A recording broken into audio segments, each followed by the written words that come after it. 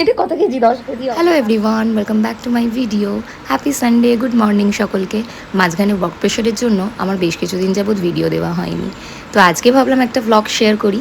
তো সকালবেলা ঘুম থেকে উঠে যখন দেখলাম ঝলমলে আকাশ, মনটা ভালো হয়ে গেল। ব্রেকফাস্টটা নিয়ে চলে এলাম। তবে আজকের ব্রেকফাস্টটা আমার একটু আনহেলদি আছে, লুচি সাথে চা।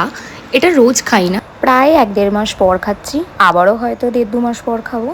তো এদিকে রান্নাঘরে এসে আমি প্রথমে উচ্ছে ভাজা বসিয়ে দিয়েছি, আর এখানে প্রেশারে ডাল হচ্ছে।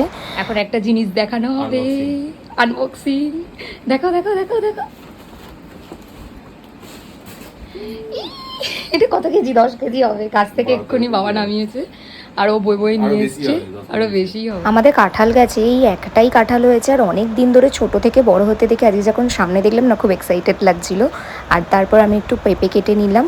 আর দেন লাঞ্চে আজকে ছিল ফার্স্টে উচ্ছে ভাজা, মুসুর ডাল সেদ্ধ, পেঁয়াজ কাঁচা লঙ্কা দিয়ে, আর এটা লেফট ওভার দই পটল, পেঁপে সেদ্ধ ছিল। আর তার সাথে আমি আজকে একটা নতুন রেসিপি করেছিলাম, কাতলা মাছ করেছিলাম, তবে সর্ষে পোস্ত দিয়ে, আর ভাত। আজকে চিকেনটা স্কিপ করেছি কারণ খাওয়া দাওয়াটা খুব রিচ হয়ে গিয়েছিল।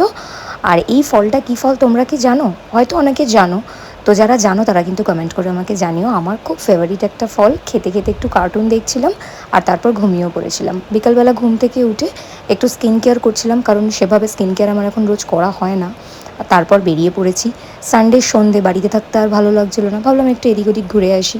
আর যেহেতু আমি এখন বাইরের খাবার দাবারটা একটু ইগনোরই করছি, খুব একটা খাই না, তবে ফুচকার দোকানটা দেখে আর লোভ সামলাতে পারলাম না, তো একটা ফুচকা, একটা পাপড়ি চাট অর্ডার করেছিলাম। দই ফুচকা আমার অল টাইম ফেভারিট, দিয়ে খেয়ে দিয়ে মন্দির তলায় আড্ডা মারতে এসেছিলাম। আর এসে তোমাদের ভাবলাম একটু ক্রাউডটা দেখাই। যত দিন যাচ্ছে স্টেডিয়াম আর মন্দিরতলা পুরো মানে ভিড়ে ভর্তি হয়ে যাচ্ছে, দাঁড়ানোরও জায়গা থাকছে না। তোমাদের ভিডিওটা ভালো লাগলে একটা লাইক করো, শেয়ার করো। Thank you.